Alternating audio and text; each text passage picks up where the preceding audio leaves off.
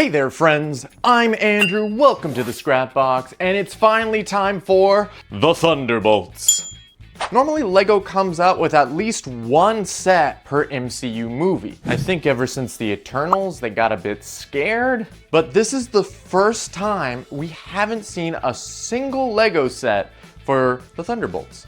And we can't have that. So not only are we going to make all the members of the Thunderbolts, but we're gonna make a little diorama for them too.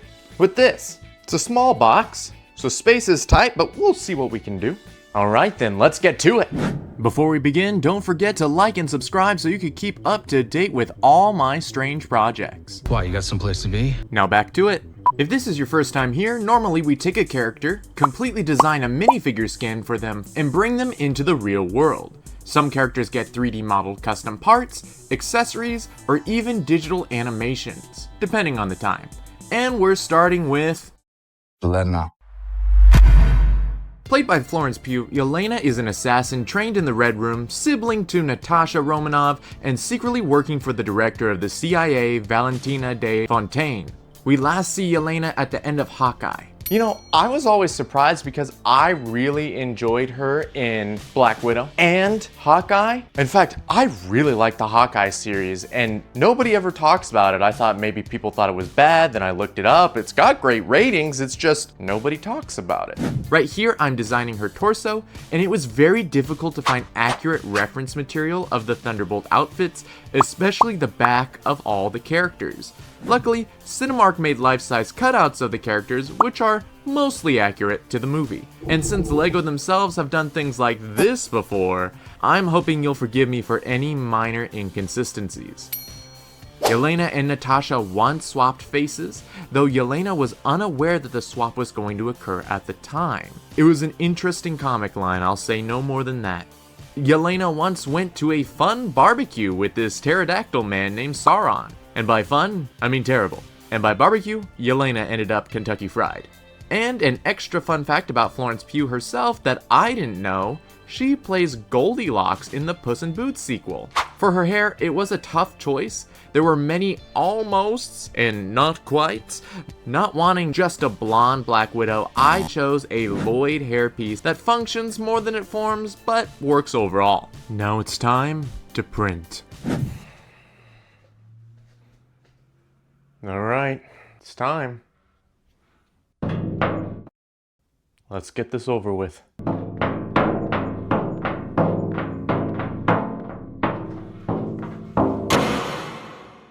For new timers, my UV printer prints on LEGO pieces, but it's 50-50 if it's nice or destroys the piece entirely. Luckily, Yelena turned out wonderfully. Her outfit and character are clear, the printing is mostly clean. Excuse me? And the whole is so much more than the sum of her parts. I did touch up the boots with paint just so they go all the way around, but I didn't do too much more than that. My only complaint is for the shoulders. If the print gets too close to the edge, it starts to blur, and I should have made those decals smaller. But overall, we're running strong out the gate, 9 out of 10, A-. Yeah. That's honestly a great start. Hopefully it's a trend and the rest of them turn out great as well. But it is time to move on from a character I really enjoy to, John Walker. US agent and Captain America for like 1 week, John Walker is the type of person who would push a kid at a baseball game so he could catch the ball. I almost feel bad for Riot Russell because he does such an amazing job at playing such an unlikable character. His outfit required some difficult choices because we've seen his suit in pristine condition, but in the trailer it looks like he rolled around in the desert for a month. So I tried not to make the colors of his suit too vibrant, otherwise he'd be looking like a Boy Scout and not a deadbeat who can't even watch his kid. Fun fact, Walker used to be known as the Super Patriot. In the comics, Walker loses his left arm and leg and is fitted with prosthetics, but eventually he gets them back after bonding with a symbiote. And a fun fact about Wyatt Russell himself, you might better know him for being a hockey player. Something I learned about myself during this project is how much hatred I can have for certain LEGO hair pieces. This one specifically. I don't know why, but I never liked it. Unfortunately, it is perfect for Walker, so I painted the one that I had, and he's gonna use it. I also 3D printed a generic shield, painted it gunmetal gray, then tried to give it a bunch of scratches. It's definitely not my best work, but I'm pretty sure he breaks his shield about halfway through, given this image, so not the biggest loss. I'm also giving him a black utility belt, and now we could take a final look at John Walker. How do I put this correctly? His torso's great, arms are fine, legs are phenomenal for my printer, shield is okay. I do not like the face. Why is it so ugly? But it's a bit too late to change that now, so I'm gonna give him 7 out of 10. Wait, hold on one second. And looking at it without the head, it's looking a lot better. I need more Thunderbolts! Friends, it is Red Guardian here. Alexei Shostakov is a man who has your back. Out of everyone's flaws, Alexei's is believing too much. He believes in his role and everyone around him, more proud of you. even when nobody else does. Also, he's very vain, but that's besides the point. I'm enraptured with the fact that his suit definitely seems to be homemade, or at least an alteration of his official suit. You can see the stitching in all of the armor and shoulder pads, which I tried to incorporate, but is frankly way too small of a detail. And I still can't get over the 10-pack he gave himself. Fun facts: Alexei has taken up Hawkeye's pseudonym of the Ronin in the comics, to commit crimes of course.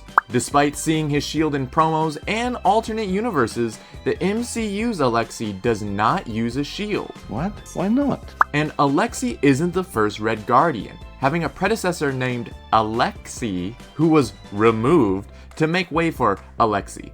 And a fun fact about Mr. Harbor himself, in college he majored in Italian? Now, we have a problem.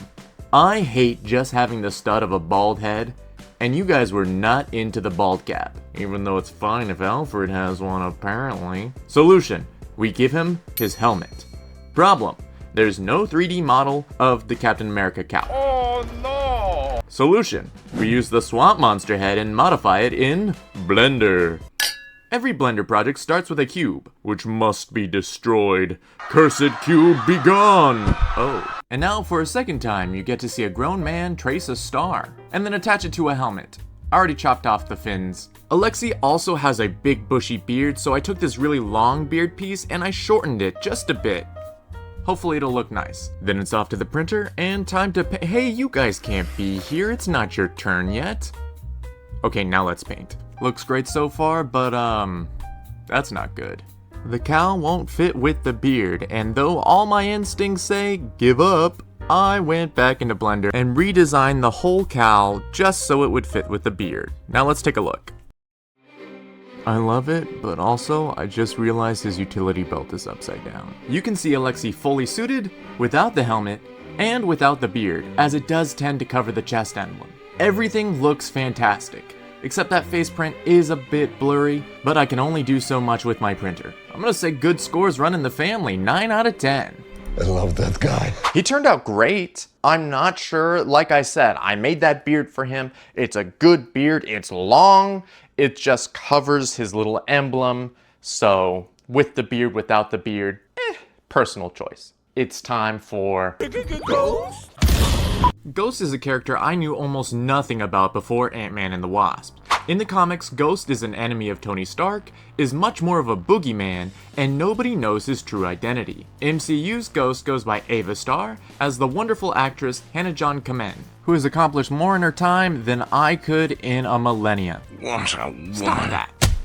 Extra fun fact, she starred as Jill Valentine in 2021's Resident Evil, which sought out to make an even worse movie than the original Resident Evils and Silent Hill movies combined. Catching a lucky break, it seems like the back of Ghost's armor matches the front, so I just had to change the belt. Nice. Now, I'm using an Iron Man helmet for Ghost, and as much as people dislike this as an Iron Man helmet, I understand that LEGO made it so it could be printed to look like other things, this being a perfect example. I'm gonna give her a fabric skirt piece. Oh, it's wrinkled. Well, that's what irons are for. I'm sure there's a joke here somewhere. I'm gonna use a Mod Podge water mix to stiffen the fabric so it doesn't fray. Then cutting out the skirt piece and wondering if I could print a decal using my UV printer with a high-powered laser that has definitely set fire to paper before. Maybe. Try it. Probably not. I gave her a black hood piece to finish the outfit, and overall, amazing. Just to nitpick because I have to, those silver dots need a bit of work, and this is the only face that came out perfectly and we don't even get to see it. But 10 out of 10. Perfect. Ain't getting better than that. Want to support the channel? Now you can with Patreon, where you could gain access to tons of custom decals and 3D models from this video and many more. Thanks for watching. It's time for everybody's favorite boy, Bucky Barnes. Armed and dangerous! Oh, Bucky. I'd give fun facts, except everybody's seen Bucky already. And if you were online when Winter Soldier came out, you've probably accidentally seen a lot more of Bucky than you intended. I will say this, even though they have a printed version of his arm, I still wanted to make everything from scratch. And for such a simple outfit and design, it was very difficult to get every layer of black to look independent. I actually referenced the Pop figure and just stole some legs from Miles. I'll buy him new ones. I refuse to use this hairpiece for Bucky. It is my second most hated, plus I'm already using it. Ned's hair and the CMF alien robot were both a little too short, so I did try to sculpt my own, and what happened here? Oh, of course. I had to go back and fix it and print it again. Luckily, it actually printed this time, and before I show you Bucky, let me show you the render. Everybody look, it looks nice. But in reality, I printed the face far too low and it looks like he has a ginormous forehead. And for that, I can't give him above an 8 out of 10, but otherwise, solid work, James. Alright, we've got Bucky, Walker, Yelena, Red Guardian, Ghost. But we don't have Bob. We need Bob. Is Bobby. Where's my Bobby? But Andrew, they never released images of Bobby as the Sentry. Well, for once, collecting more than just Lego has finally paid off, as Marvel Legends had accidentally published this image of Sentry a couple months back. Thank goodness, because I got nothing else to go on. I first learned of the Sentry via a Doctor Strange comic, in which he was letting Doctor Strange siphon his pain into him in exchange for locking up the Void. One time, they put Bob in the heart of a sun in order to get rid of him. It didn't work. It never does. And a fun fact about Louis Pullman himself is, this isn't his first time being Bob. Well, a Bob, of course. I used this hairpiece for Bob, painted blonde, as there is a split second in the trailer where you can see he does get blonde hair. Now I gotcha. Since one of Sentry's costume featurettes is his huge belt, I decided to modify a utility belt to represent that big S. What does S stand for? Printing flat objects in resin can lead to warpage, but it's good enough. And that's the UV printer I know. Terrible job. I'll touch it up with paint. And here's Bobby. Despite the botched print job on the legs and the fact that I don't think the hair sits quite right on the head because it's 3D printed, I still give good old Bob an 8 out of 10. But he seems off. Maybe a bit unstable even. It's probably nothing. And there you have it. All of our Thunderbolts. What? Okay, what? More! What? Sam. Taskmaster. You want Okay. Here's Taskmaster.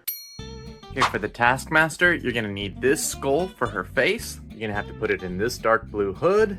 And then if we come over here, I have the rest of the body. Up, there it is. This one wasn't quite in the concept art, but I think it's pretty accurate. 10 out of 10. How do I put this nicely? It is 5:58 p.m. May 1st. I have not seen the movie, but I am 99.999% sure they do not join the Thunderbolts, and therefore, I'm not going to include a figure of them. How do I know this? She's absent from all group scenes except when they're fighting, which I assume happens at the beginning. She's not included in any of the collectible merchandise and collectible figures. They photoshopped her into scenes she wasn't in, meaning they were hiding her absence. And she's not in any of the group interviews. We've made all of our Thunderbolts. They're great, but where am I gonna put them? In a diorama, of course. Let's make that. But which scene should we choose? They could be fighting each other, they could be in the tower, The elevator scene, being consumed by the void. That one. Andrew, that one's a little dark. Make Yelena walk right into the void. Andrew, are you okay? All hearts begin and end in darkness. Oh, slow down there, Ansem.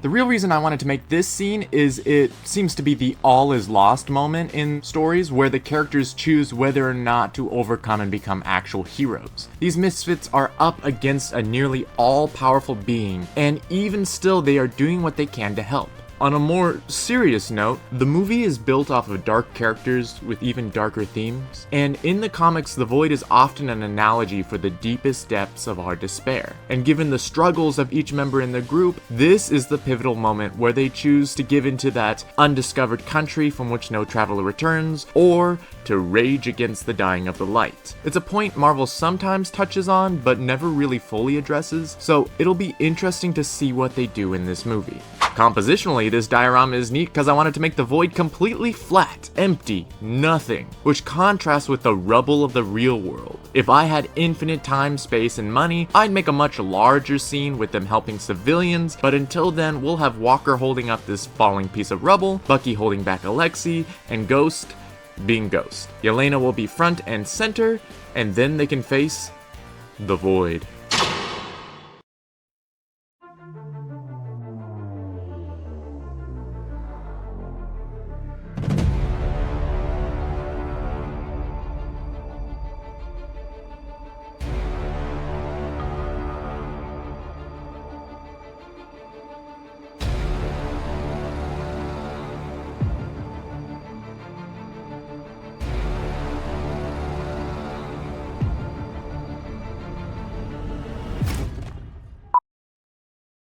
And so, there you have it. All of my Thunderbolts in one very nice, very compact diorama.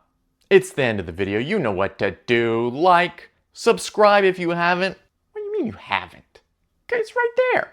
I think I'm pointing to the right place. Let me know what you want me to make next down in the comments. Have yourself a wonderful day. And remember, even when the world seems dark, there are people who are willing to care. All right, that's it. Bye.